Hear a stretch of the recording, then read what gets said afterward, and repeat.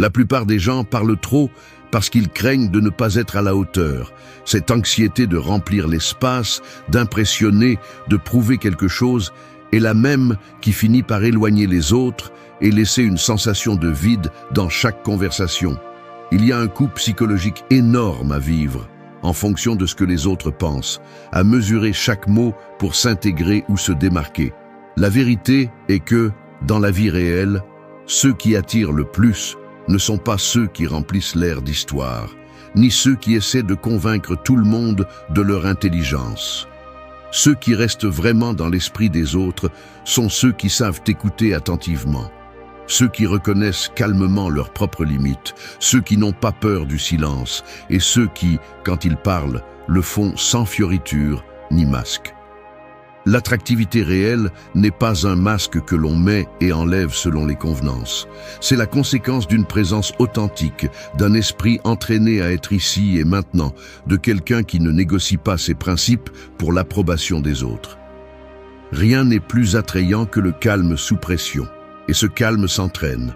Aujourd'hui, nous allons déconstruire les fausses idées sur la façon de se connecter et d'être écouté. Il ne s'agit pas de parler plus fort, mais de parler avec moins de poids, de filtrer l'inutile, jusqu'à ce qu'il ne reste que l'essentiel. 8 leçons stoïques pour que tu cesses de chercher à être intéressant et commences à être quelqu'un d'impossible à ignorer. 1. Écoute sans chercher à impressionner. La plupart des gens n'écoutent pas. Ils attendent simplement leur tour pour parler. C'est une vérité inconfortable que presque personne n'ose reconnaître. Ils n'écoutent pas parce qu'ils sont trop occupés à fabriquer une version améliorée d'eux-mêmes dans leur tête, un masque poli qu'ils veulent montrer au monde. Ils veulent impressionner, se démarquer, être reconnus comme les plus intéressants, les plus intelligents, les plus éloquents. Mais ce mécanisme, ce besoin de validation déguisé en conversation, est exactement ce qui te rend invisible. Quand tout ce que tu fais, c'est chercher la prochaine phrase ingénieuse, l'anecdote qui te fera briller ou l'opinion qui prouvera ta valeur supposée, tu te trahis sans t'en rendre compte. L'attraction réelle ne naît pas de l'exhibition, mais du vide que tu laisses, de l'espace que tu ouvres pour l'autre.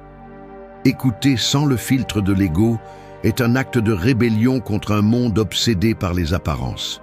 Il n'y a rien de plus évident et de moins admis que le fait que celui qui parle pour impressionner devient du bruit de fond. Les gens le ressentent. Ils détectent l'anxiété d'approbation, l'impatience de celui qui ne supporte pas le silence, le tremblement intérieur de celui qui a besoin de prouver quelque chose. Crois-tu vraiment que les autres ne le remarquent pas ? L'insécurité ne se cache pas derrière de jolis mots. L'urgence d'être admiré est une fracture dans le caractère qui se remarque avant même que tu n'ouvres la bouche. Et là se trouve l'erreur que presque tout le monde commet. Ils confondent présence et protagonisme, pensant que pour être mémorisés, ils doivent remplir l'air de mots. Ils ne comprennent pas que le respect et l'attraction se gagnent, en grande partie, en étouffant le besoin d'être le centre et en ouvrant l'espace pour que l'autre existe vraiment. Tu n'es pas attirant pour ce que tu dis, mais pour la façon dont tu écoutes. Écouter, vraiment, sans le vice de chercher ton moment de gloire, est inconfortable au début. Cela va faire mal à ton orgueil, car tu devras renoncer au plaisir momentané de te démarquer. Mais c'est là que commence le véritable entraînement. C'est un muscle que la plupart des gens ne développent jamais, la capacité de maintenir l'attention sur l'autre sans la fragmenter par des pensées sur soi-même. Quand tu réussis cela, les gens le ressentent instantanément. Ils perçoivent une rareté qui les désarme, quelqu'un qui ne compète pas pour l'attention, mais qui l'offre comme un cadeau. Et à ce moment-là, tu cesses d'être un parmi tant d'autres. Tu deviens quelqu'un de mémorable justement parce que tu n'essaies pas de l'être. La paradoxe est brutale. Moins tu essaies d'impressionner, plus tu génères d'impact. Chaque fois que tu te surprends à anticiper ta réponse pendant que l'autre parle, arrête-toi. Observe cette anxiété. Prends conscience du mécanisme mental qui te pousse à te mettre au-dessus. Parce que ce n'est pas de la confiance, c'est une dette émotionnelle que tu traînes depuis des années. Le besoin de prouver que tu en vaux la peine parce qu'au fond, tu n'y crois pas tout à fait. Tu dois briser ce cycle. Écouter sans chercher à impressionner est une déclaration de pouvoir. Tu n'as pas besoin de fioritures, tu n'as pas à gagner chaque conversation. Ton silence peut être plus fort que n'importe quel argument. Si tu pratiques cette discipline, tu vas faire face au vide de ne pas être le protagoniste. Et, dans ce vide, tu vas découvrir que le respect authentique se construit lorsque tu renonces à l'acte et choisis la présence réelle. Ne te trompe plus, tant que tu cherches à impressionner, ton influence sera superficielle et ta connexion limitée. Écoute vraiment ou continue d'être irrélevant. C'est la décision. Posez des questions par curiosité réelle. Vous assistez à une réunion, peut-être de travail, peut-être sociale, et vous vous retrouvez entouré de gens qui échangent des phrases, des commentaires, des opinions rapides. Vous voyez quelqu'un raconter une histoire et les autres acquiescent poliment ou lancent leurs propres anecdotes sur le sujet, presque comme s'ils étaient en compétition pour voir qui a le récit le plus captivant. Vous aussi, vous vous surprenez à préparer mentalement votre prochaine intervention, même si vous ne savez même pas si ce qui se dit vous intéresse. Et soudain, vous vous rendez compte. Cela fait un moment que personne n'a posé de questions sincères, une qui ne soit pas juste une excuse pour se mettre en avant ou détourner l'attention sur soi-même. Le dialogue devient une somme de monologues entrecoupés de tours de parole, et la connexion réelle se perd. L'ambiance se remplit de mots, mais personne ne se sent vraiment vu. C'est ainsi que fonctionnent la plupart des conversations aujourd'hui. Beaucoup parlent, peu posent des questions par un désir authentique de savoir. Si vous vous êtes déjà senti déconnecté au milieu d'une foule, le problème est presque toujours celui-ci. La curiosité réelle s'est éteinte sous des couches d'auto-affirmation et de peur. Nous posons des questions par obligation, polies, mais vides, ou nous les évitons complètement parce que nous avons peur de paraître ignorants ou vulnérables. Nous avons peur que la réponse nous sorte du script. Mais la vérité est qu'une question authentique est comme un scalpel qui traverse toute la surface sociale et atteint le noyau de l'autre personne. Ce n'est pas confortable, car cela vous oblige à renoncer au contrôle. Lorsque vous posez une vraie question, vous vous exposez à entendre quelque chose que vous ne vous attendiez pas, quelque chose qui peut changer votre perception ou même défier vos propres croyances. C'est pourquoi tant de gens fuient la curiosité profonde. Parce que cela implique de mettre de côté le masque de l'expert, d'accepter que vous n'avez pas toutes les réponses et que votre valeur ne dépend pas de tout savoir. La curiosité authentique est un acte d'humilité. Et l'humilité, dans un environnement obsédé par l'image, est une forme de rébellion. Prenez en charge ce mécanisme. Poser des questions par curiosité réelle exige de démonter plusieurs automatismes mentaux. La peur de paraître idiot, l'impulsion de rivaliser, le besoin de réaffirmation. Chaque fois que vous interagissez, vous avez le choix de poser des questions pour savoir ou de poser des questions pour impressionner. Ce sont deux chemins radicalement différents et la différence se ressent. Lorsque vous posez des questions par obligation, l'autre le perçoit en une fraction de seconde. Votre regard se détourne, votre corps se tend, votre attention se dilue. Mais lorsque vous posez des questions parce que vous voulez vraiment comprendre, votre présence devient magnétique. L'autre baisse sa garde. Une rareté apparaît dans l'air. Pendant un moment, les stratégies disparaissent et les deux se confrontent à la possibilité d'un véritable dialogue. La curiosité sincère crée un espace sûr où personne n'est obligé d'agir. Et c'est là que naît la véritable influence. Non pas dans le discours brillant, mais dans la capacité de s'intéresser réellement. Il n'y a pas de technique qui remplace l'honnêteté émotionnelle d'une question bien posée. Il ne s'agit pas de collectionner des phrases ingénieuses, mais de prendre le risque de poser une question qui vous tient à cœur, même si cela ne semble pas spectaculaire, même si cela vous rend vulnérable. Une question authentique vaut plus que 100 opinions forcées. La plupart des gens se sentent seuls, même en compagnie, parce que personne ne les interroge avec une réelle curiosité. Tout le monde attend que le sujet change ou que son histoire se termine rapidement. Brisez cette dynamique. Cessez de craindre le silence qui suit une question profonde. Supportez le poids de l'attente, l'inconfort de ne pas avoir le contrôle, et permettez à l'autre d'exister au-delà de vos attentes. La curiosité sincère est une porte ouverte au respect. Il est facile de parler, ce qui est difficile, c'est de s'intéresser réellement. Mais si vous y parvenez, je vous garantis que vous cesserez d'être invisible et commencerez à tisser des connexions inoubliables. Au final, les gens se souviennent surtout de ceux qui ont su poser des questions. 3. Reconnaître avec humilité ce que tu ignores. Je vais le dire sans détour. Admettre que tu ne sais pas quelque chose fait plus mal qu'il n'y paraît. Il y a une résistance presque physique, une fierté qui se rebelle intérieurement chaque fois qu'une question te laisse sans réponse. Je l'ai ressenti de nombreuses fois, ce réflexe presque automatique d'improviser, de lancer une phrase générique ou de chercher à détourner l'attention pour éviter le vide inconfortable de l'ignorance. C'est humiliant, surtout si tu as construit ton image autour du contrôle, de la compétence, de l'apparence de sécurité. Reconnaître ce que tu ignores ressemble à lâcher le gouvernail et à t'exposer au jugement des autres, même si au fond de toi, tu sais que faire semblant n'aggrave que ta dette envers toi-même. Personne ne t'entraîne à supporter cet écart entre ce que tu parais et ce que tu sais réellement. Nous grandissons dans un environnement où admettre une lacune semble une confession de faiblesse. Mais c'est justement là que commence la véritable différence entre une présence gonflée et une qui laisse une empreinte.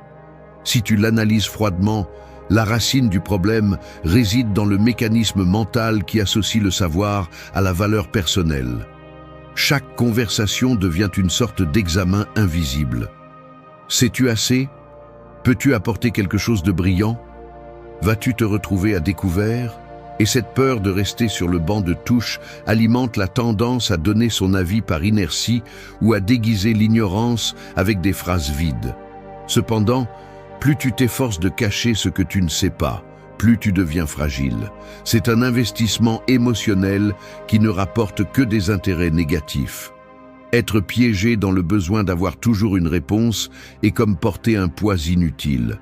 Cela te rend moins agile, te fait paraître moins fiable et pire encore, t'éloigne des autres. L'honnêteté, en revanche, libère. Dire « je ne sais pas » n'est pas un renoncement à sa propre valeur, mais une déclaration d'humilité consciente. Reconnaître ton ignorance te rend plus crédible, pas moins. La conséquence pratique de nier ce que tu ignores est que tu stagnes. Celui qui ne se permet pas d'admettre un vide ne le remplit jamais. Celui qui s'accroche à l'apparence d'expert ne fait qu'approfondir la fracture interne entre ce qu'il désire être et ce qu'il est réellement. De plus, les autres perçoivent cette rigidité instantanément. Personne ne fait entièrement confiance à celui qui ne doute jamais, à celui qui n'admet jamais ne pas avoir la réponse parfaite. La sécurité artificielle est facile à détecter. Elle se remarque dans la hâte de donner son avis, dans l'évasion face à une question difficile, dans le nervosité qui apparaît à peine la possibilité d'être exposé. En revanche, lorsque tu es capable de soutenir le regard et de dire sans bouclier « je ne sais pas », tu montres une force qui ne dépend pas de fioritures. Tu deviens plus humain, plus accessible et paradoxalement plus respecté. Seul celui qui accepte ses limites peut les dépasser. La décision, alors, est stratégique. Tu peux continuer à défendre la façade, à investir de l'énergie à faire semblant d'avoir toutes les réponses, ou tu peux t'entraîner à tolérer ce microseconde d'inconfort brutal que cela implique de confesser ton ignorance. Ce microseconde est le filtre entre celui qui répète des formules et celui qui grandit vraiment. Chaque fois que tu choisis l'humilité plutôt que la performance, tu ouvres une porte à la confiance réelle. Les autres perçoivent qu'avec toi, ils peuvent baisser leur garde, que tu ne les jugeras pas pour ne pas savoir. Ainsi se génèrent des conversations profondes, des connexions qui ne dépendent pas de l'ego, mais de la recherche honnête de sens. Ce n'est pas confortable, mais c'est le seul chemin vers une influence authentique. Parce qu'à la fin, nous admirons tous celui qui a le courage de dire ce que beaucoup taisent. Je ne sais pas, mais je veux comprendre. Cela plus que n'importe quelle réponse brillante, est ce qui te rend inoubliable. 4. Validez les émotions, sans juger ni conseiller. Un visage tendu devant vous, la mâchoire serrée à peine dissimulant la fatigue, les yeux esquivant les vôtres, comme s'ils cherchaient refuge en n'importe quel point de la pièce, sauf dans cet instant d'exposition. La voix hésite, se coupe, s'efforce de garder contenance tout en racontant une difficulté ou une blessure récente. Autour de vous, l'air devient dense, chargé de ces mots non dits qui flottent dans les gestes. Un doigt qui tambourine sur la table, une jambe qui bouge sous la chaise. Le silence contenu qui prévient qu'il y a ici quelque chose qui pèse plus que ce qu'il semble. C'est à ce moment que la plupart commettent la même erreur. Ils ressentent l'impulsion urgente de briser cet inconfort, de lancer un conseil rapide, d'offrir une explication, de chercher un soulagement immédiat et, surtout, de sortir indemne de la vulnérabilité de l'autre. Cependant, ce que l'autre a besoin, c'est que vous supportiez le poids de cette émotion sans fuir ni juger. Supporter le poids, ne pas le porter ni le disperser. Valider ce qu'il ressent et le faire sans le déguiser en solution, ni vous déguiser en héros. Vous pouvez remarquer le changement dans l'atmosphère quand quelqu'un le fait bien. Il n'y a pas de hâte à parler, juste une respiration plus profonde, une inclinaison sincère du corps en avant. Une pause qui ne cherche pas à prendre la parole, mais qui accompagne. Les épaules de l'autre se détendent, les muscles du visage s'adoucissent, le regard retrouve un peu de vie. Ce qui est sensoriel ici n'est pas seulement le son des mots, mais l'énergie qu'il laisse dans l'air, l'absence de jugement, l'acceptation nue de ce qui se passe. Cela semble difficile, dites-vous, et ce n'est pas une formule vide. C'est la reconnaissance d'un fardeau réel. C'est le signe que vous n'êtes pas là pour rivaliser ni pour minimiser. Valider une émotion, c'est comme laisser l'autre se défaire d'une armure sans craindre d'être poignardé par votre opinion ou votre diagnostic. Il y a une valeur brutale à résister à la tentation de réparer ce qui ne vous appartient pas. La plupart ne supportent pas l'inconfort de la douleur d'autrui, mais ceux qui apprennent à être là, simplement présents, deviennent un refuge rare. Ne vous trompez pas. Donner son avis, conseiller, corriger, c'est presque toujours une façon d'échapper à la vulnérabilité partagée. Cela sert plus à votre inconfort qu'au bien-être de l'autre. Le muscle à entraîner ici est celui de la contenance. Supporter le silence, soutenir le regard, laisser l'émotion faire son parcours complet sans l'interrompre. Il n'y a pas de raccourci ni de phrase magique qui remplace l'acte radical d'être, d'écouter et de valider. La véritable empathie ne crie pas, elle accompagne simplement. Vous pouvez voir comment l'autre se détend parce que, enfin, il n'a pas à défendre ni justifier ce qu'il ressent. Et ce soulagement se remarque dans les détails. La respiration qui devient audible, le geste qui abandonne la rigidité, la confession qui sort sans peur d'être corrigée. Être capable de valider les émotions sans juger ni conseiller est l'une des compétences les moins valorisées et les plus puissantes dans n'importe quelle conversation. Il y a une profondeur qui se construit seulement lorsque l'autre perçoit que vous n'êtes pas là pour prouver quoi que ce soit, ni pour résoudre sa vie, mais pour lui offrir un espace où la douleur ou la confusion peuvent exister sans être corrigées. Cela vous rend mémorable, car très peu le font. La véritable force réside dans le soutien, pas dans le sauvetage. À la fin, les conseils sont superflus, les jugements font mal, mais la validation laisse une empreinte qui ne s'oublie pas, la sensation d'avoir été vu et accepté tel que vous êtes, sans exigence ni condition. Cela, même si cela fait mal, est ce qui guérit le plus. 5. Utilisez le silence comme un signe de confiance. Le silence n'est pas un vide, c'est une déclaration de pouvoir. Si vous croyez encore que rester silencieux vous rend invisible, vous êtes toujours piégé dans la mentalité de l'apprenti peu sûr de lui, celui qui a besoin de remplir chaque seconde de bruit pour ne pas faire face à sa propre anxiété. La réalité est brutale. Celui qui ne supporte pas le silence craint ce qu'il pourrait entendre en lui-même. Il y a une lâcheté déguisée en sympathie chez ceux qui ne se taisent jamais, chez ceux qui interrompent, complète des phrases, ponctue chaque pause d'une opinion inutile. Cette urgence à combler l'espace est la marque de ceux qui ne font confiance ni à leur propre valeur, ni à la solidité de leur présence. Et le pire, c'est que tout le monde le remarque, même si personne ne vous le dit en face. Celui qui ne tolère pas le silence transmet de la faiblesse, transmet de la peur. Celui qui peut rester silencieux, en revanche, dit sans mots « Je n'ai besoin de convaincre personne ». Cessez de vous justifier en pensant que le silence met les autres mal à l'aise. C'est le récit facile pour ne pas confronter votre propre manque de sécurité. Le silence bien utilisé est un filtre. Il sépare ceux qui recherchent une connexion réelle de ceux qui veulent juste se distraire. Lorsque vous êtes capable de laisser une pause se maintenir, sans courir pour la remplir de phrases vides, vous montrez à l'autre qu'il n'y a pas d'urgence ici, que vous pouvez supporter l'inconfort, que vous avez le tempérament de celui qui n'a pas besoin d'artifice. C'est là, juste dans cet espace, que le respect émerge. L'attraction se construit dans la tension que vous êtes capable de maintenir. Si vous la brisez immédiatement, vous vous rabaissez à la catégorie de ceux qui mendient de l'attention. Le silence inconfortable est le gymnase de la confiance. Si vous l'évitez, vous restez faible. Si vous l'entraînez, vous devenez inébranlable. Ne vous trompez pas. La plupart des gens parlent pour masquer leurs insécurités, mais l'influence authentique ne se crie pas. Elle s'impose dans le poids de votre présence et dans votre capacité à supporter le vide sans perdre votre calme. Être à l'aise dans le silence est le véritable test de l'estime de soi. Si chaque pause vous désespère, si votre esprit cherche désespérément la prochaine phrase qui vous sauvera de l'immobilité, c'est parce que vous avez encore une dette envers vous-même. Je vous le répète, celui qui maîtrise le silence n'a pas besoin de conquérir, il est déjà en contrôle. Laissez l'autre ressentir votre pause. Laissez le sens de vos mots reposer. Que ce que vous avez dit ait de l'espace pour s'installer. La superficialité a besoin de vitesse.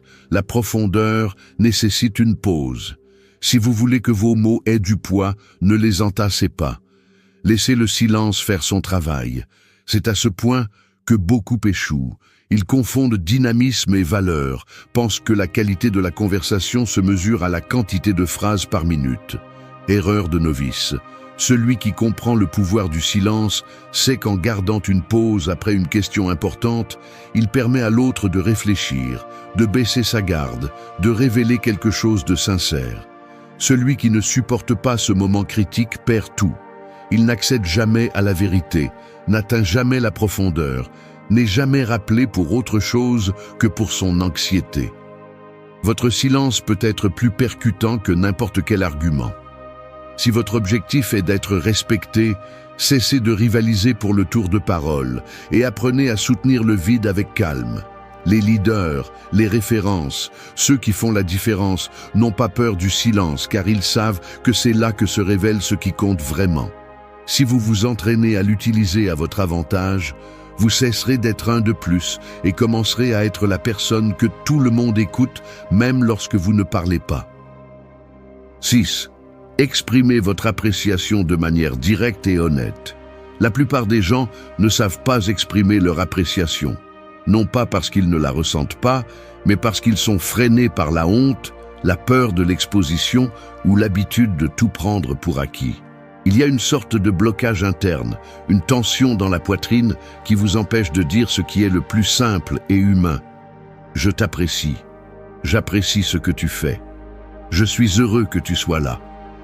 Ce que vous ne reconnaissez pas se fane. Si vous avez du mal à exprimer votre appréciation de manière directe et honnête, c'est parce que vous croyez depuis des années que le montrer vous enlève du pouvoir, que cela vous met dans une position vulnérable. Le mécanisme mental est clair. Vous pensez que si vous verbalisez ce que vous ressentez, vous perdez le contrôle, comme si l'autre personne pouvait utiliser cette reconnaissance contre vous, ou comme si vous vous abaissiez en le faisant. Mais la vérité est autre. Celui qui ne sait pas apprécier se condamne à la solitude émotionnelle, à la déconnexion constante, peu importe combien il est entouré. Être clair et direct lorsqu'il s'agit d'exprimer son appréciation est un entraînement brutal pour l'ego. Cela vous oblige à enlever votre armure, à permettre à l'autre de voir quelque chose de sincère en vous, même si cela vous rend mal à l'aise ou exposé. La peur de paraître faible, de penser que l'on cherche quelque chose en retour, ou de ne pas recevoir la même réponse, est une dette émotionnelle que vous accumulez jusqu'à ce qu'il vous soit impossible de vraiment connecter. L'appréciation non exprimée est un poids mort. Vous la gardez pour vous, vous l'avalez, et finalement, elle vous intoxique de l'intérieur. Il ne sert à rien d'admirer en silence. Ce qui n'est pas nommé n'existe pas pour l'autre. Si vous laissez passer l'occasion de dire quelque chose qui peut changer la journée, la semaine ou même la vie de quelqu'un, vous ne faites que vous priver de la possibilité d'être rappelé pour ce qui compte. Il y a une différence énorme entre louer pour manipuler et exprimer son appréciation sans agenda. Le premier est un calcul, le second est une présence réelle. La plupart des gens ne savent dire de belles choses que lorsqu'ils cherchent à plaire ou lorsqu'ils attendent quelque chose en retour. C'est le filtre de l'opportunisme, le vieux mécanisme de la validation forcée. Mais un « merci d'être là », un « je suis content de te voir », un « j'apprécie ta façon de penser », dit de front, sans fioriture ni stratégie, est une rareté qui désarme même le plus sceptique. L'authenticité ne peut pas être feinte. Le corps, la voix, le regard le trahissent. C'est pourquoi, lorsque quelqu'un reçoit une appréciation sincère, il la ressent au fond de sa poitrine. Ce n'est pas une phrase de plus, c'est un signe qu'il a été vu et accepté. Rien ne pèse plus qu'une reconnaissance honnête. Ce qui est superficiel s'oublie en un jour. Ce qui est authentique laisse une marque. Exprimer son appréciation est au fond une bataille contre l'indifférence. C'est décider que l'autre mérite d'être reconnu, non pas pour ce qu'il fait pour vous, mais pour ce qu'il est, pour ce qu'il apporte à l'espace partagé. Si vous vous entraînez à dire ce que vous admirez, ce que vous appréciez, même si votre voix tremble ou si le silence après vous met mal à l'aise, vous vous transformez en quelqu'un de différent. Vous cessez d'être un de plus, vous devenez un référent émotionnel. Ce n'est pas une faiblesse, c'est un véritable leadership. Parce que la plupart n'osent pas, la plupart se cachent derrière l'ironie, le sarcasme, la distance protocolaire. Mais celui qui apprend à regarder l'autre et à dire « tu comptes pour moi » ou « ce que tu fais a de la valeur » brise la barrière invisible qui sépare le commun de l'inoubliable. L'appréciation directe est la signature de ceux qui laissent une empreinte. Si vous avez encore du mal, c'est parce que l'habitude de vous protéger pèse plus que le désir de vous connecter. Mais je vous assure, le jour où vous déciderez de parler avec honnêteté, vous sentirez comment le poids de l'auto-exigence disparaît et un espace propre s'ouvre, où l'influence ne dépend plus de la performance, mais de la vérité. C'est ce qui fait vraiment que l'on vous écoute et que l'on se souvient de vous. 7. Posez des limites claires avec calme et fermeté. Vous franchissez la porte d'un bureau et à peine avez-vous salué que l'on vous demande un petit service qui, vous le savez, va vous voler toute l'après-midi. Ou vous êtes chez vous, assis, et arrive ce message de quelqu'un qui apparaît toujours quand il a besoin de quelque chose, jamais pour demander comment vous allez. Vous ressentez la tension. Une partie de vous veut dire non, que vous ne pouvez pas, que vous n'avez pas de place pour quelqu'un d'autre aujourd'hui. Mais l'autre partie, celle qui craint de déplaire ou de perdre sa bonne image, commence à négocier des excuses, à s'étirer au-delà de sa propre limite. C'est ce mécanisme silencieux qui vous épuise. Vous cédez parce que vous avez du mal à supporter le malaise de décevoir, parce que vous confondez gentillesse avec soumission, parce qu'une voix dans votre tête vous menace de rejet si vous osez vous prioriser. Au final, c'est vous qui payez la note. Moins de temps, moins d'énergie, moins de respect de la part des autres et, surtout, moins de respect pour vous-même. Depuis la psychologie profonde et le stoïcisme, poser des limites claires n'est pas un acte d'égoïsme, mais de conservation consciente de soi. Le problème est que la plupart des gens associent la fermeté au conflit et le calme à la faiblesse. Ils vivent donc piégés dans une fausse dichotomie. Soit vous êtes celui qui dit toujours oui et s'efface, soit vous explosez après avoir cédé trop. Aucun de ces extrêmes ne vous rapproche d'une réelle influence. La limite n'est pas un mur d'hostilité ni une porte tournante. C'est une ligne interne qui clarifie jusqu'où va votre responsabilité et à partir de quand commence celle de l'autre. Il ne s'agit pas d'être dur, mais d'être cohérent. Si vous ne posez pas ce cadre, vous devenez la ressource facile, l'option à laquelle tout le monde se tourne parce qu'ils savent que vous ne savez pas dire non. Et cela, loin de vous générer de l'admiration, vous enlève de la valeur sociale et personnelle. Celui qui ne se respecte pas finit par être invisible. La peur de poser des limites a des racines profondes, l'anxiété du rejet, la croyance que votre valeur dépend de l'utilité que vous représentez pour les autres, l'habitude d'éviter le conflit à tout prix par peur de l'inconfort. Mais chaque fois que vous acceptez plus que ce que vous pouvez ou voulez donner, vous renforcez l'idée que votre temps, votre attention et votre énergie n'ont pas d'importance. C'est un investissement émotionnel négatif. Plus vous cédez, plus il vous est difficile de reprendre le contrôle. Le respect, pour le stoïque, se cultive d'abord à l'intérieur. Apprendre à dire « je ne peux pas vous aider avec ça » ou « aujourd'hui je n'ai pas de place pour ça » est bien plus qu'une phrase. C'est le reflet d'une structure interne qui ne se vend pas pour approbation ni ne se désarme sous la pression sociale. Le calme, dans ce contexte, ne signifie pas résignation ni passivité, mais la solidité de celui qui sait ce qu'il est prêt à tolérer.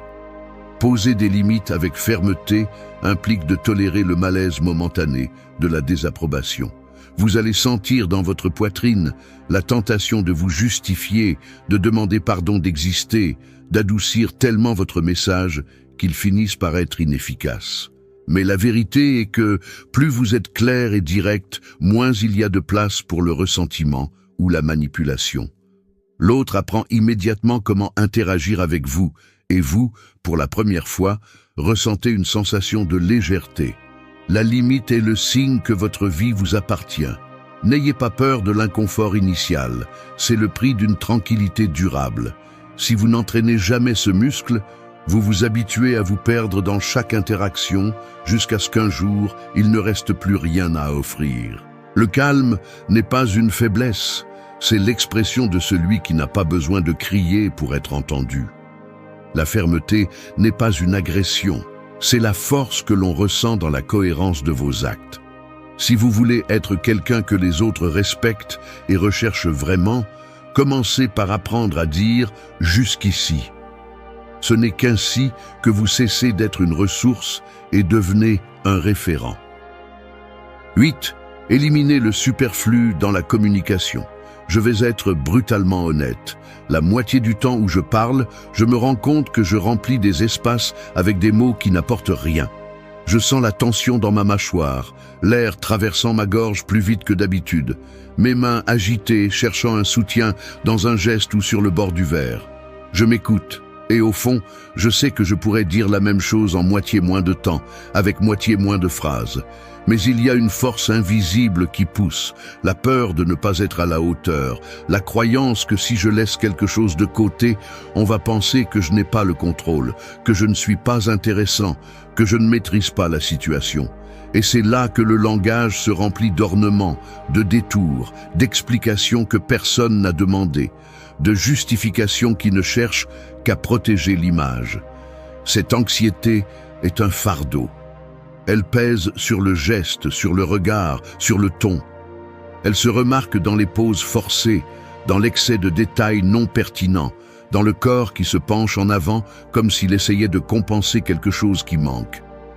Le résultat est toujours le même. Le message se dilue, la présence s'affaiblit et l'attention de l'autre se détourne. L'excès de mots te rend invisible. Observe n'importe quelle conversation quotidienne et tu remarqueras le défilé de phrases vides. Eh bien, en fait, peut-être que je ne m'explique pas bien, mais ce n'est que mon avis, bien sûr. Je ne sais pas si tu me comprends. Ce sont des béquilles, des tentatives d'adoucir ou d'allonger ce qui devrait être direct. Le corps le trahit, un sourire nerveux qui apparaît trop tôt, les yeux cherchant l'approbation après chaque phrase, les doigts jouant avec la montre ou le téléphone. L'air se remplit de remplissage, comme si tu craignais que l'autre perçoive le vide sous-jacent. Mais la vérité est que la clarté n'a pas besoin de défense. Les mots en trop sont un poids mort.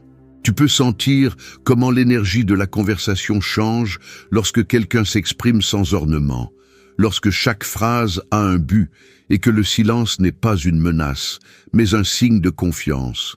L'autre le perçoit dans la respiration plus lente, dans l'attention qui se maintient, dans l'absence d'anxiété à justifier chaque idée. Éliminer le superflu dans la communication n'est pas seulement une question de style, c'est une déclaration de principe. C'est décider que tu ne vas pas mendier l'approbation, que tu n'as pas besoin de te protéger derrière des rideaux de fumée verbaux. C'est une taille consciente. Chaque mot inutile que tu enlèves est un espace qui s'ouvre pour le véritable sens. Et ce travail se remarque dans les gestes. Celui qui parle avec justesse garde le dos droit, les épaules détendues, le regard fixe et serein. Il ne s'excuse pas d'exister, il ne rabaisse pas le contenu pour le rendre digeste. L'autorité se ressent dans l'économie du langage. Si tu t'habitues à ne garder que l'essentiel, les gens écoutent différemment. Ils n'attendent pas que tu termines pour parler, mais prêtent attention à chaque mot parce qu'ils savent qu'il n'y aura pas de remplissage. L'entraînement pratique est inconfortable au début. Tu découvres combien de fois tu répètes des idées, combien d'explications tu pourrais économiser, combien de silences tu crains et que tu remplis de phrases pour te sentir en sécurité. Cela fait mal de l'admettre. Mais cet inconfort est le prix de la présence authentique. Chaque fois que tu choisis de dire seulement ce qui est nécessaire, tu entraînes un muscle que peu de gens ont, la capacité de faire confiance à ce que ta valeur ne dépend pas du volume, mais de la clarté. Les stoïciens le savaient, le superflu affaiblit le caractère, le mot juste le renforce. Il n'y a pas de charisme dans l'excès, seulement une fatigue mutuelle. Si tu veux laisser une empreinte, apprends à tailler ton discours jusqu'à ce qu'il ne reste que l'essentiel. Le silence après une phrase claire pèse plus que n'importe quel monologue orné. Ce n'est pas un hasard si la première voix que tu entends chaque matin est la tienne. À cet instant, juste avant que le monde ne t'entraîne avec ses exigences et ses urgences, ton esprit est ouvert, vulnérable et prêt à absorber tout ce que tu lui donnes. Ce que tu choisis de te dire dans ces premières minutes n'est pas seulement un rituel sympathique d'auto-assistance, c'est un acte de défense psychologique, d'entraînement mental et de discipline émotionnelle. Si tu commences la journée en répétant des idées de défaite, d'insuffisance ou d'anxiété, ce sera la base sur laquelle se construiront le reste de tes décisions. Personne d'autre ne fera ce travail intérieur pour toi. Personne ne te sauvera de tes propres pensées. La réalité est claire. Ce que tu te dis le matin peut être le poids qui te tire vers le bas ou l'élan qui te soulève. Les stoïciens le savaient, et c'est pourquoi ils entraînaient leur esprit comme on entraîne un muscle, avec intention, avec rigueur, sans concession à la paresse mentale. Tu ne peux pas contrôler tout ce qui se passe, mais tu peux contrôler ta réponse. Cette phrase n'est pas seulement une sagesse des livres anciens, c'est un mécanisme de survie mentale. Aujourd'hui, je vais te montrer 5 affirmations, dures et directes, qui peuvent changer la façon dont tu filtres la vie. Nous ne sommes pas ici pour adoucir la réalité, ni pour nier le choc des difficultés, mais pour apprendre à répondre avec force, avec présence et sans auto-illusion. Ne sous-estime pas le pouvoir de ta première pensée. C'est là que commence la véritable transformation. 1. Choisis ta première pensée du jour. La plupart des gens commencent la journée en mode automatique, laissant leur esprit être dicté par la première pensée qui apparaît, comme s'ils n'avaient pas d'autre choix. C'est la dure vérité. Chaque matin, tu te lèves et tu laisses ta première pensée être dictée par la fatigue, par une préoccupation, par une dette émotionnelle que tu ne reconnais même pas. Ainsi, tu as déjà perdu le premier round de la journée avant même de te laver le visage. C'est le mécanisme qui te maintient attaché à de vieilles versions de toi-même. Car si tu ne choisis pas ta première pensée, d'autres le feront pour toi. Tes peurs, tes vieilles habitudes, tes insécurités, l'opinion de quelqu'un qui ne te respecte même pas. Ce n'est pas un détail mineur, c'est là que commence la fracture de ton caractère ou sa reconstruction. Et si tu décides de continuer avec l'excuse de « c'est comme ça que je suis » ou « c'est comme ça que je me suis réveillé toute ma vie », alors assume que ta vie restera la même, car il n'y a pas de changement réel sans inconfort initial.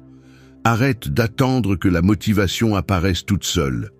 Personne ne se réveille motivé tous les jours, mais tu peux te réveiller avec détermination. Le stoïcisme n'est pas seulement une philosophie à lire et à admirer, c'est un entraînement mental et émotionnel qui commence à cet instant silencieux avant toute distraction externe. Choisir ta première pensée du jour n'est pas une tâche mineure, c'est le premier acte de souveraineté sur ton propre esprit. Marc Aurèle le savait, la qualité de tes pensées détermine la qualité de ta vie. Si tu ouvres les yeux et que la première chose que tu te dis est « encore la même chose, je ne vais pas y arriver, quelle fatigue », alors ce filtre déforme tout ce qui suit. C'est comme si tu programmais ton système d'exploitation pour l'échec avant même d'essayer.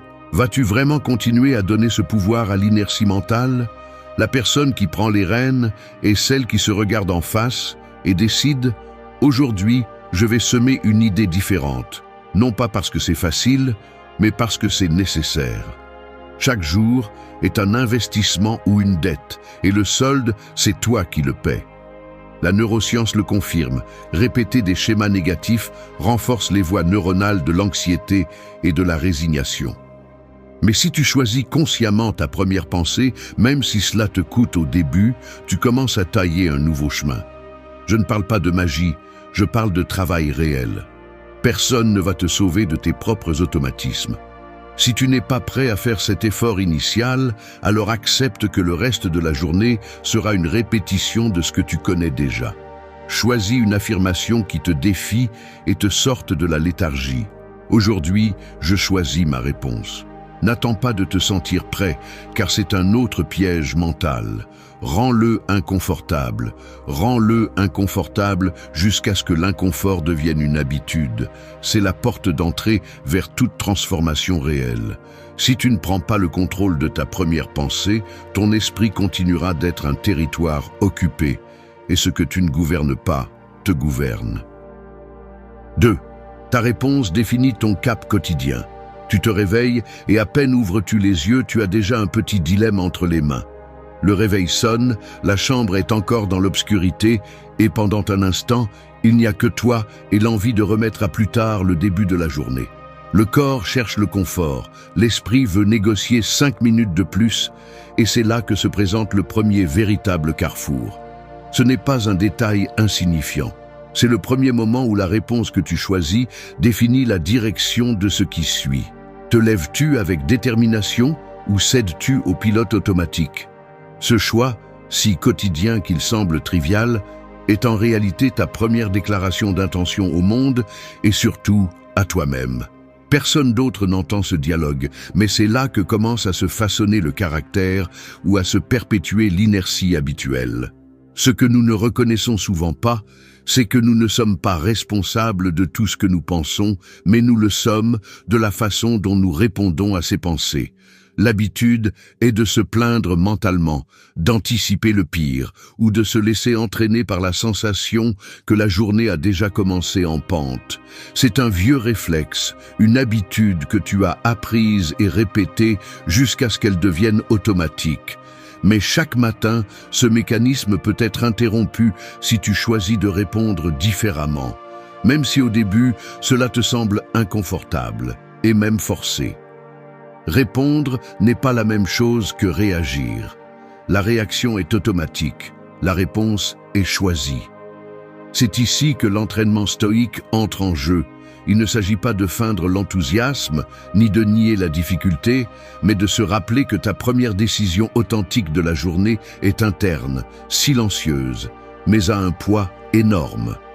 Lorsque tu reconnais que tu as ce pouvoir, même s'il ne s'agit que d'une petite réponse initiale, quelque chose bouge en toi. Nous ne parlons pas de contrôler tout ce qui se passe à l'extérieur, mais de choisir ton attitude face à ce que tu dois vivre aujourd'hui.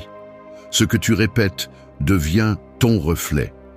Si chaque matin tu te permets d'affirmer, même avec une voix tremblante, « Je choisis ma réponse », tu commences à affaiblir les chaînes de l'habitude et à renforcer la musculature mentale qui te permet de résister à la pression de la vie quotidienne. Répondre de manière consciente est un acte de responsabilité envers toi-même, c'est te dire « Je ne suis pas l'otage de mes impulsions, ni de mes pensées automatiques ». Dans cet espace bref, entre stimulus et réponse, se joue bien plus que l'humeur du jour, se joue ta liberté. Accepter que ta réponse définit ton cap, c'est abandonner le confort de la victime et assumer l'inconfort de l'autonomie. La vie va toujours apporter des défis, du découragement, des nouvelles inattendues, voire des déceptions. Mais la réponse que tu choisis face à chacun de ces moments est ce qui, au final, additionne ou soustrait à ton intégrité personnelle. Il ne s'agit pas de répéter des phrases vides ni de te tromper avec un optimisme superficiel. C'est un travail réel et c'est aussi un engagement quotidien. Ta réponse t'appartient et personne ne peut te ravir cet acte de souveraineté intérieure. Celui qui apprend à répondre apprend à diriger sa journée. La réponse est le gouvernail de ta vie. Ne laisse pas l'automatique décider pour toi. 3. Trouver l'opportunité dans l'inconfort. Je vais te confesser quelque chose qui ne sonne sûrement pas bien à admettre en public. Souvent, face à l'inconfort, la première chose que je fais est de chercher comment m'échapper. Peu importe s'il s'agit d'une conversation difficile, d'une erreur exposée ou de la sensation physique de fatigue. La réaction initiale est d'essayer de l'esquiver, de chercher une distraction, d'inventer une justification pour retarder la rencontre avec cet inconfort. Mais si l'on prend le temps d'analyser, cet élan de fuite a un prix. Chaque fois que je choisis d'éviter l'inconfort, je renforce un mécanisme mental qui donne plus de pouvoir à l'inconfort lors de la prochaine occasion. C'est comme si, au lieu de résoudre une dette interne, tu la refinançais chaque jour et que les intérêts devenaient de plus en plus élevés. Le résultat, ta tolérance à la frustration s'affaiblit. Ta capacité à t'adapter se réduit et, sans t'en rendre compte, tu deviens otage de n'importe quelle circonstance défavorable. Ce n'est pas une question de pure volonté, c'est un schéma qui se consolide au niveau neuronal. Un chemin rapide que ton cerveau préfère parce qu'il économise de l'énergie, mais à long terme, cela te rend plus faible face à n'importe quel défi.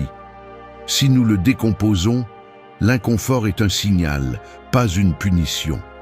C'est la notification interne que tu sors d'un mode automatique, que quelque chose est sur le point de bouger ou de se briser dans tes vieilles habitudes. Si tu ne le vois que comme un obstacle, tu perds le message qu'il apporte. Chaque fois que tu fais face à l'inconfort et choisis de ne pas fuir, tu entraînes une partie de toi que tu n'utilises presque jamais. La croissance n'est pas un cadeau. C'est le résultat de t'exposer délibérément à l'inconfort et de rester là suffisamment longtemps pour que ton esprit et tes émotions s'adaptent. Le stoïcisme n'a jamais promis une vie sans douleur, ni dégagé de difficultés.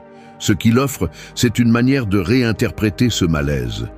Marc Aurèle n'a pas écrit depuis le confort, mais depuis la pression quotidienne de gouverner un empire et de faire face à l'incertitude constante. La phrase « c'est ici que se trouve la croissance » n'est pas une fantaisie motivationnelle, c'est une stratégie. Si tu associes ton moment de plus grand inconfort à l'opportunité de te renforcer, tu transformes le sens même de l'expérience. Ce que tu évites par peur finit par grandir en silence. Ce que tu affrontes avec courage devient une ressource. La neuroscience le confirme. Chaque fois que tu choisis de rester et de répondre de manière consciente face à l'inconfort, ton cerveau crée de nouvelles connexions qui rendent plus facile la répétition de ce comportement à l'avenir. Mais maintenir cet engagement nécessite de se rappeler chaque matin que l'inconfort n'est pas l'ennemi, c'est le terrain où tu sèmes des capacités. La plupart des gens veulent s'améliorer, mais presque personne ne veut être inconfortable. Accepte cela. La croissance se paie en inconfort. Si tu n'es pas prêt à payer ce prix, ne te trompe pas en espérant des résultats différents. Le muscle de la résilience s'entraîne sur un sol difficile. C'est ce qui distingue ceux qui avancent de ceux qui ne désirent que. Chaque fois que tu choisis de rester un peu plus dans cette zone où ce n'est plus toi qui commande, mais l'inconfort, tu envoies à ton esprit le message le plus puissant. C'est ici que je me renforce. C'est ici que je grandis. 4. Prends en compte ce qui se passe ici et maintenant. Il y a des moments où l'esprit ressemble à une salle d'attente mal éclairée. Des horloges qui avancent sans hâte, des murmures de souvenirs qui entrent et sortent par la porte entrebâillée, des yeux qui cherchent à se distraire de tout, sauf de ce qui se passe à cet instant précis. Le présent ne crie jamais, il chuchote à peine, et il a tendance à rester en arrière-plan pendant que l'attention se tourne vers les tâches que tu n'as pas accomplies hier ou vers les craintes de ce qui pourrait se passer demain. Mais le seul endroit où tu peux déplacer une seule pièce de ta vie est ici, sur ce plateau qui se déploie sous tes pieds en ce moment même. La plupart des gens vivent la journée comme s'ils n'étaient que des spectateurs de leur propre passage. Ils regardent leur téléphone pendant que le café refroidit, passent en revue mentalement la discussion de la nuit précédente en se brossant les dents, ressentent le pouls accéléré par des tâches futures pendant que le présent se dissout, invisible. Arrête-toi une seconde. Observe tes mains. Sens le poids de ta respiration dans ta poitrine.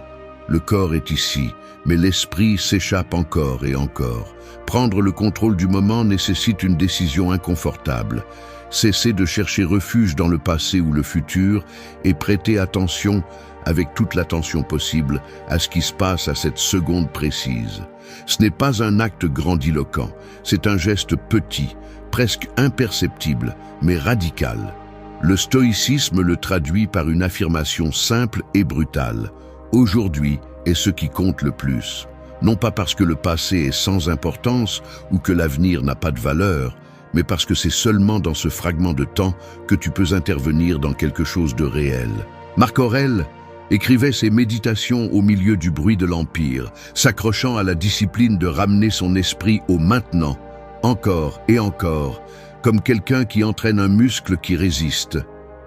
Rien ne change si ton esprit continue de fuir vers le prochain problème, ou s'il reste bloqué dans l'inventaire des vieux échecs. L'habitude de revenir au présent est l'une des formes les plus puissantes d'émancipation mentale. La présence est pouvoir, et celui qui la conquiert, même pour quelques secondes, commence à gouverner sa journée.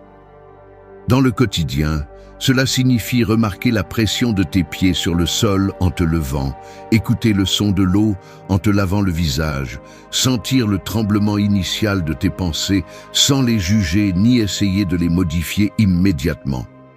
C'est ici que s'exerce l'art d'attendre. Ne te disperse pas avec des excuses ni avec le vertige de ce qui reste à faire.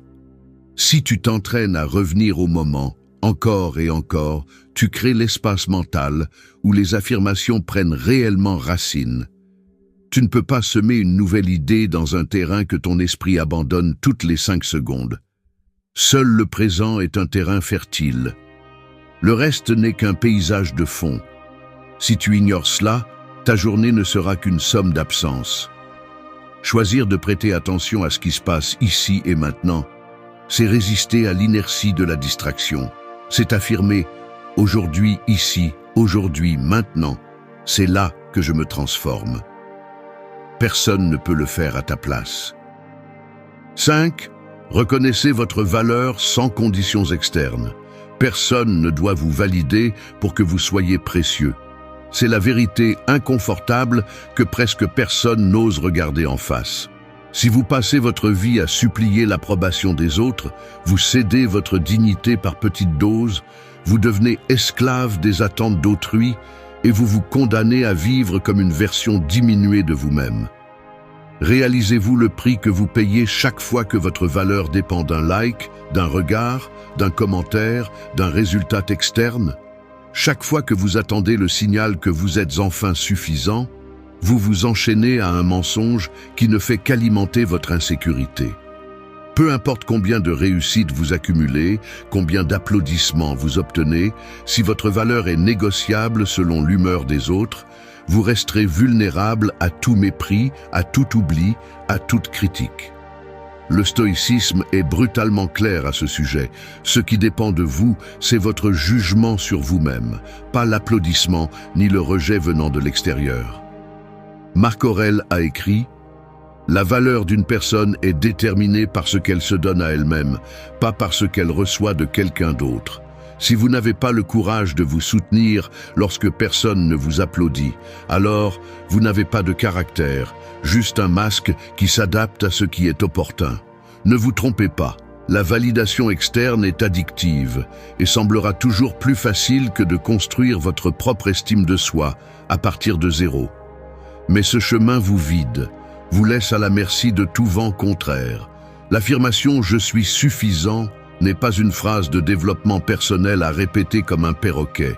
C'est un acte de rébellion contre la culture de la comparaison, l'exigence impossible et le piège de se sentir inférieur pour ne pas correspondre à des normes extérieures. Vous êtes suffisant, non pas parce que vous êtes parfait, mais parce que la dignité repose sur vos actions, sur vos valeurs, sur la capacité de regarder votre propre reflet et de reconnaître ce que vous valez même lorsque personne ne le voit. Si chaque matin vous permettez qu'une variable externe définisse votre estime de soi, vous vous condamnez à vivre dans un va-et-vient constant d'anxiété et de dépendance. Débarrassez-vous de ce fardeau. Cessez d'hypothéquer votre paix pour l'approbation de ceux qui ne connaissent pas vos combats. La neuroscience ne ment pas. Répéter l'idée que vous avez besoin de validation pour vous sentir précieux renforce les réseaux neuronaux de dépendance et de peur du rejet. Si aujourd'hui vous osez vous affirmer, même si la voix intérieure tremble, vous commencez à réécrire ce circuit. N'attendez pas que le monde vous reconnaisse. Reconnaissez d'abord votre propre valeur. Ce n'est pas de l'arrogance, c'est de la responsabilité.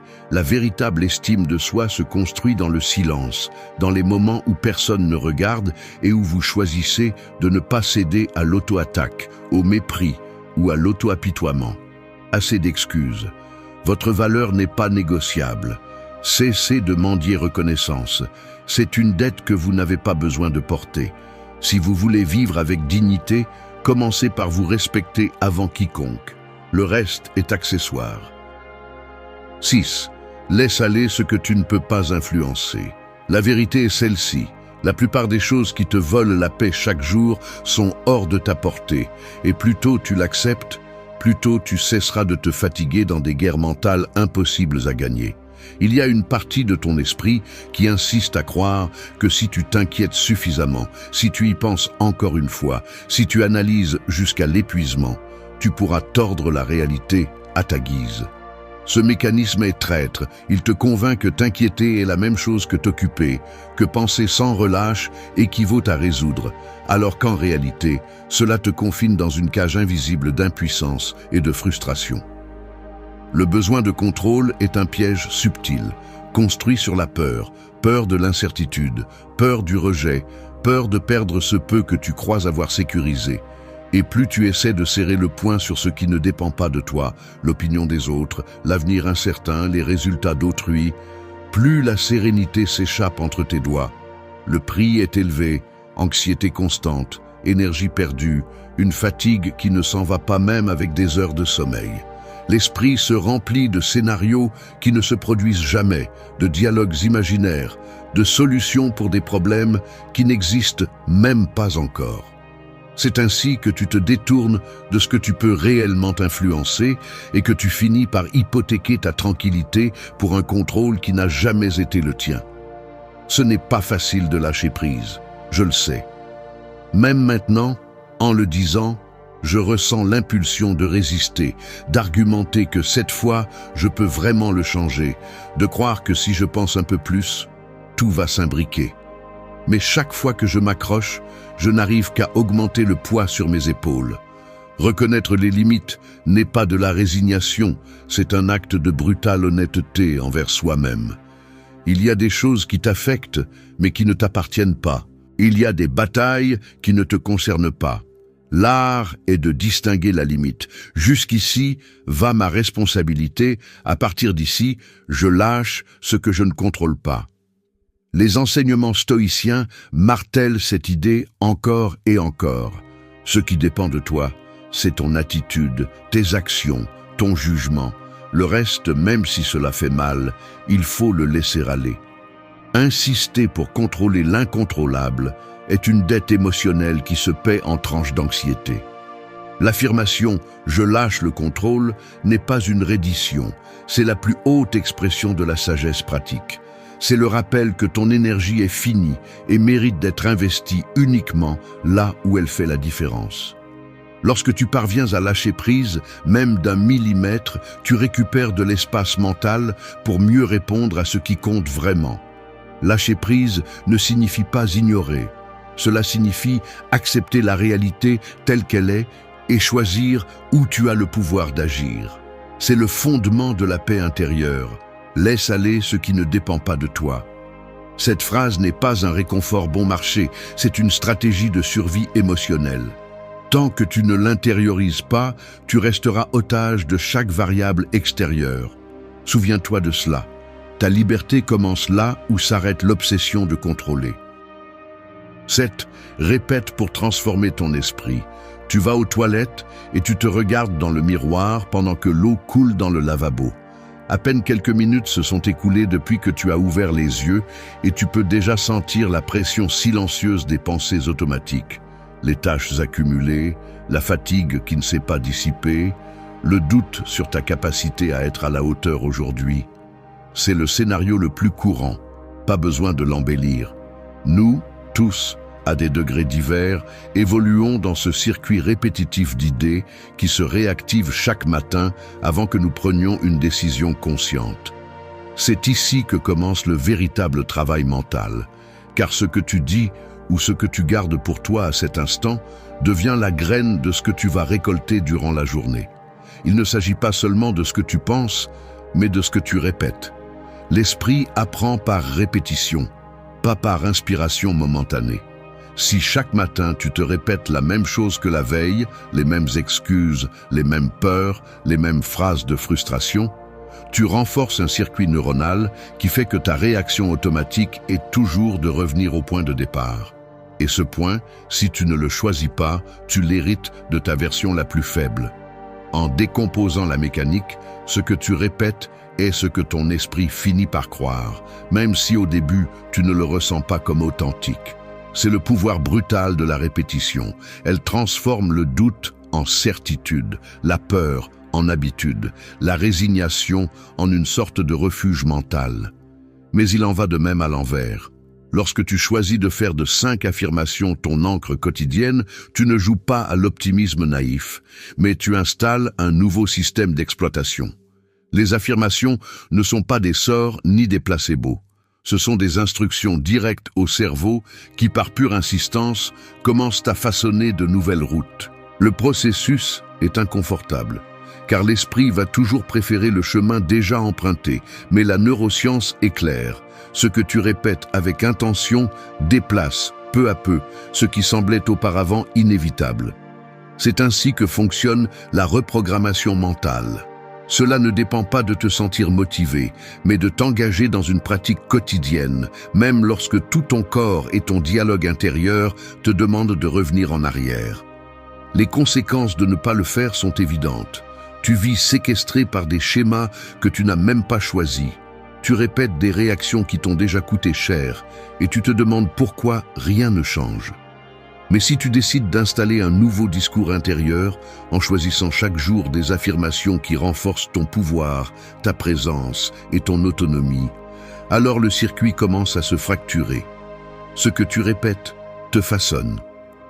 Il n'y a pas de raccourci, mais il y a une stratégie. Décide quelles seront les 5 phrases qui vont occuper cet espace fertile du matin, insiste sur elles même si elles semblent vides au début, et observe comment, avec le temps, tes réponses face à la vie cessent d'être les mêmes. Le véritable changement ne se produit pas en un seul acte héroïque, mais dans la constance silencieuse de ce que tu choisis de répéter quand personne ne te voit. Ce n'est pas de la magie, c'est de l'entraînement. Répète pour transformer ton esprit. C'est ce qui différencie celui qui se résigne de celui qui se réinvente. 8. Parle-toi comme un allié. Je vais être brutalement honnête. Pendant longtemps, mon dialogue intérieur ressemblait plus à une tranchée hostile qu'à un espace sûr.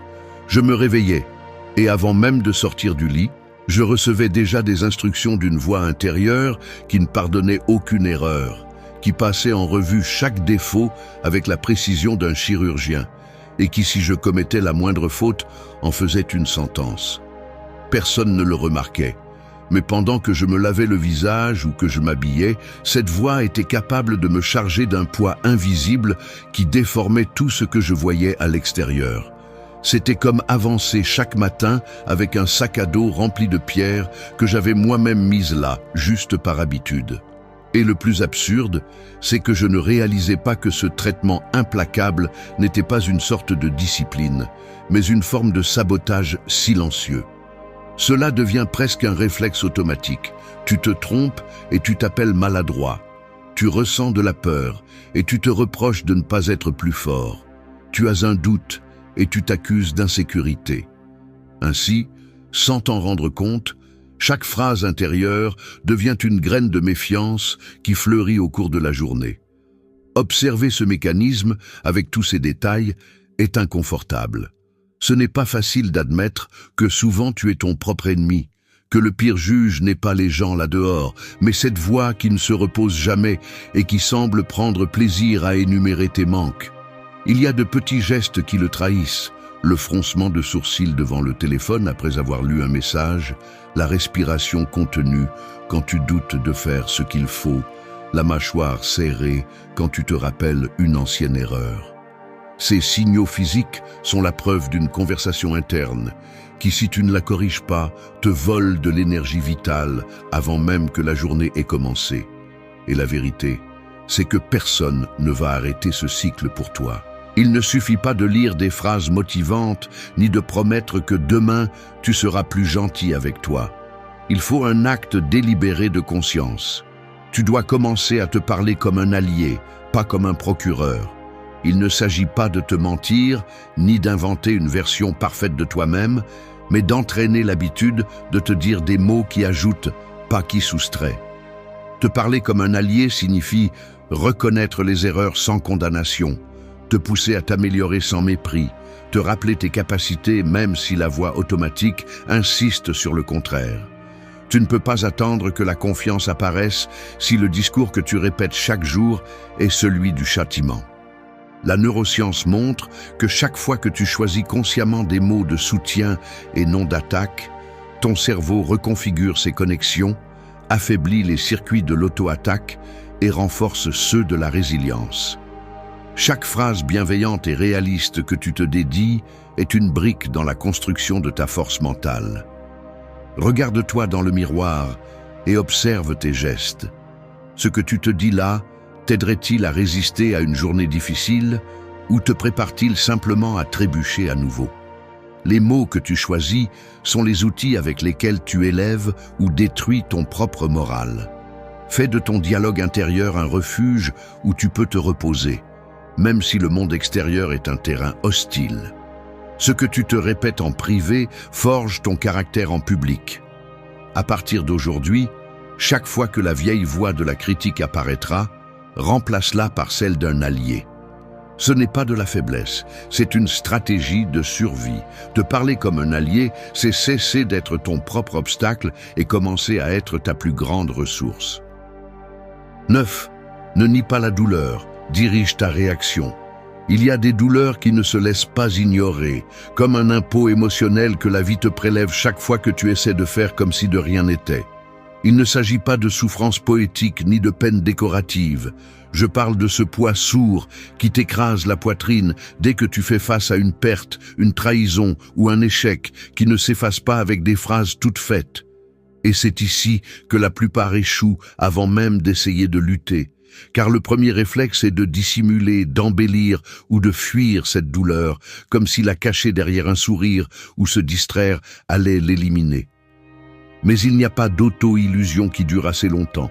Ce que tu nies te ronge de l'intérieur, et ce que tu réprimes finit par gouverner chaque réaction, chaque mot, chaque silence gênant dont tu ne comprends pas d'où il vient. Ne pas reconnaître la douleur ne te rend pas fort, cela te rend aveugle. et l'aveuglement émotionnel est la recette parfaite pour répéter toutes tes erreurs. Enlève le masque de l'indifférence. Personne ne devient plus courageux en faisant semblant que ça ne fait pas mal. Le stoïcisme ne te demande pas d'être une roche insensible, mais d'apprendre à regarder la douleur en face et de cesser de la traîner comme une chaîne invisible toute la journée. La souffrance ne va pas s'évaporer parce que tu dis que ce n'est pas si grave. Tu n'es pas un héros en ingérant ce qui te fait mal, tu es un otage de ce mécanisme chaque fois que tu le caches. Ce qui fait mal, et le nier ne fait que le transformer en un ennemi plus fort, plus rusé, plus capable de te saboter quand tu t'y attends le moins. La douleur que tu ignores te gouverne. C'est la vérité brutale. Si tu continues à fuir, tu te condamnes à répéter le cycle. Tu anesthésies la douleur aujourd'hui et demain elle revient avec plus de force, car la seule chose que tu as entraînée, c'est l'évasion.